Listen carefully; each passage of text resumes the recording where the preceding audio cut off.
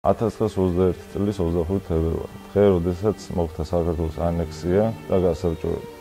დღე, რომლის შემდეგაც საქართველოს შეწყვიტა არსებობა როგორც დამოუკიდებელმა სახელმწიფომ. ამ დღეს მოყვა უამრავი რეპრესიები.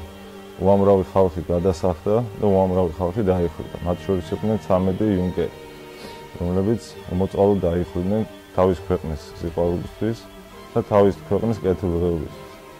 დღე, რომლის ეს ბრძოლაც დღემდე გრძელდება ერთი წუთით არ გაჩერებული.